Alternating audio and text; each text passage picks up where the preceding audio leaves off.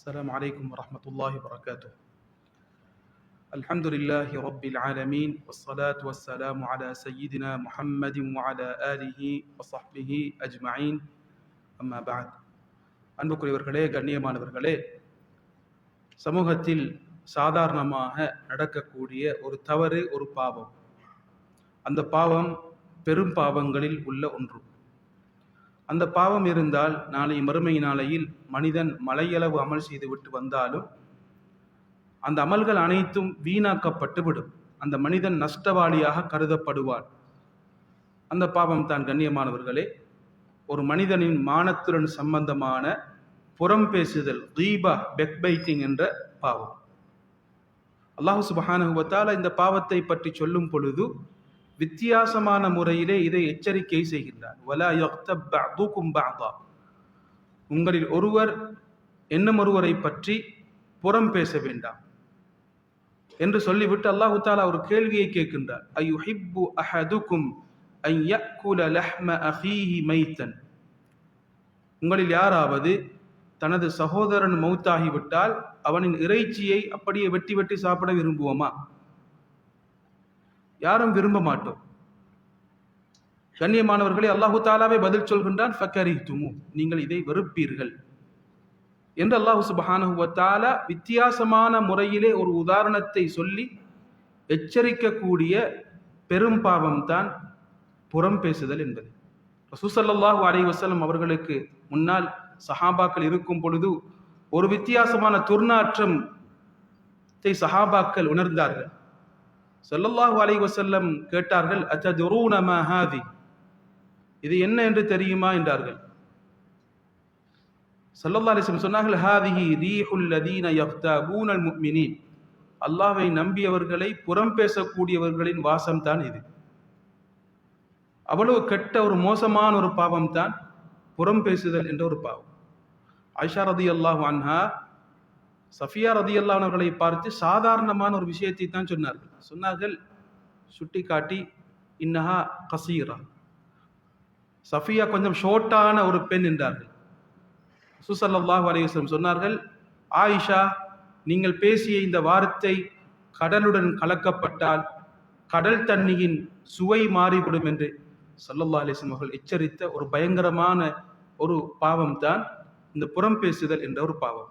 அன்புக்குரியவர்களே, கண்ணியமானவர்களே, நாளை மறுமை நாளையில் புறம் பேசியவர்களுக்கு கிடைக்கக்கூடிய தண்டனை என்ன என்பதை பற்றி ஸல்லல்லாஹு அலைஹி வஸல்லம் சொன்னார்கள். நான் மிஅராஜுக்கு சென்றேன். ஒரு கூட்டம் செம்பிலால் செய்யப்பட்ட நகங்கள் மூலமாக அவர்கள் தங்கள் முகங்களை கிழித்துக் கொள்கின்றார்கள், நெஞ்சுகளை கிழித்துக் கொள்கின்றார்கள், கீறிக் கொள்கின்றார்கள். ஜிப்ரீல் அலைஹிஸ்ஸலாம் அவர்களிடத்தில் கேட்டேன், இவர்கள் யார் என்று கேட்டேன். சொன்னார்கள், இவர்கள் தான் மக்களது மானத்திலே கை வைத்தவர்கள், மக்களதை பற்றி புறம் பேசியவர்கள் என்று ஸல்லல்லாஹு அலைஹி வஸல்லம் அவர்கள் ஹதீஸிலே சொல்லி காட்டினார்கள். அன்புக்குரியவர்களே, கண்ணியமானவர்களே, நாளை மறுமை நாளையிலே ஒரு மனிதன் நிறைய அமல்களை செய்துவிட்டு வருவான். ஒருவர் வருவார், யா அல்லாஹ், இவர் என்னை பற்றி அவதூறு சொன்னார், புறம் பேசினார், எனக்கு ஏசினார், அடித்தார், சொல்லக்கூடிய குற்றச்சாட்டுகளில் உள்ள ஒன்றுதான் என்னை பற்றி புறம் பேசினார் யா ரசூலல்லாஹ், அவதூறு சொன்னார். அவரது நன்மைகள் அனைத்தும் வீணாக்கப்பட்டு யாரை பற்றி புறம் பேசினாரோ அவருக்கு கொடுக்கப்பட்டு இவர் நஷ்டவாளியாக மாறிவிடுவார் என்று ஸல்லல்லாஹு அலைஹி வஸல்லம் ஹதீஸிலே சொல்லி காட்டினார். கண்ணியமானவர்களே, புறம் பேசுதல் என்றால் என்ன? ஒருவரிடத்தில் எது இருக்கின்றதோ அவர் அதை பேசுவதை விரும்ப மாட்டார். அப்படிப்பட்ட ஒன்றை பேசுவதுதான் புறம். ஸல்லல்லாஹு அலைஹி வஸல்லம் சொன்னார்கள், ذிக்ருக அஹாக பிமா யக்ரா, உங்களது சகோதரன் அவரிடத்தில் இருக்கின்றது, ஆனால் அதை பேசுவதற்கு விரும்ப மாட்டார்.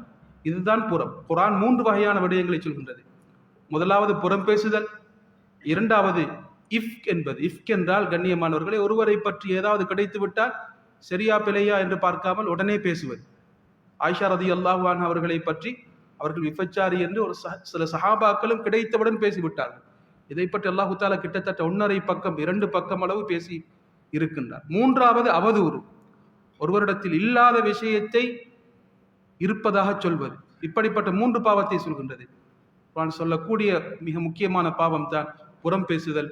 ஒருவர் இல்லாத சந்தர்ப்பத்திலே அவரை பற்றி, அவரிடத்தில் இருக்கக்கூடிய, அவர் அதை கேள்விப்பட்டால் அவர் கவலைப்படுவார், இப்படிப்பட்ட ஒரு விஷயத்தை பற்றி பேசுவதுதான் புறம் என்று ஸல்லல்லாஹு அலைஹி வஸல்லம் சொன்னார்கள். கஸாலி ரஹ்மத்துல்லாஹி அலைஹி சொல்லி காட்டுகின்றார்கள், உடம்பிலே இருக்கக்கூடிய குறைபாடுகள், குடும்பத்திலே இருக்கக்கூடிய குறைபாடுகள், அவரது பண்பிலே இருக்கக்கூடிய குறைபாடுகள், அவரது செயல், அவரது பேச்சிலே இருக்கக்கூடிய குறைபாடுகள், அவரது துன்யா சம்பந்தமான குறைபாடுகள், அவரது ட்ரெஸ்ஸிலே, அவரது வீட்டிலே, அவரது வாகனத்தில் இருக்கக்கூடிய குறைபாடுகளை ஒரு இல்லாத சந்தர்ப்பத்தில் பேசுவது கூட புறம் என்பதை நம் கசாலி ரஹ்மத்துல்லாஹி அலைஹி சொல்லி காட்டுகிறார். கண்ணியமானவர்களே, இப்படிப்பட்ட புறம் பேசக்கூடிய சபைகளை புறக்கணிக்க வேண்டும் என்று மார்க்கம் குர்ஆன் மிக தெளிவாக சொல்லி காட்டியிருக்கின்றது.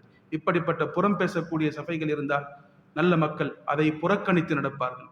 அது பாவம் என்று முடிந்தால் நாம் சுட்டி காட்டுவதும் மார்க்கம் சொல்லக்கூடிய ஒரு முக்கியமான வழிகாட்டலாக இருக்கின்றது. அன்புக்குரியவர்களே, கண்ணியமானவர்களே, புறம் பேசக்கூடியவர்களுக்குரிய தௌபா என்ன?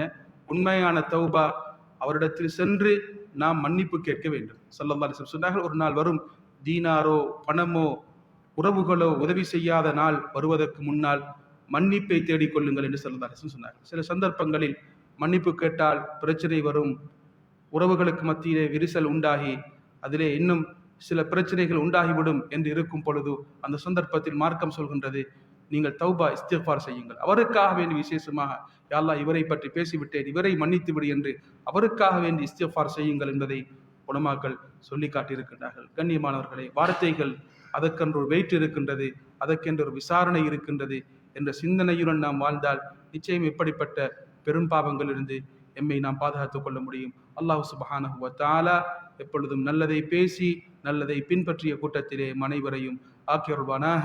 வாஹிரு தஅவானா அல்ஹம்துலில்லாஹி ரப்பில் ஆலமீன். வஸ்ஸலாமு அலைக்கும் வரஹ்மத்துல்லாஹி வபரகாத்துஹு.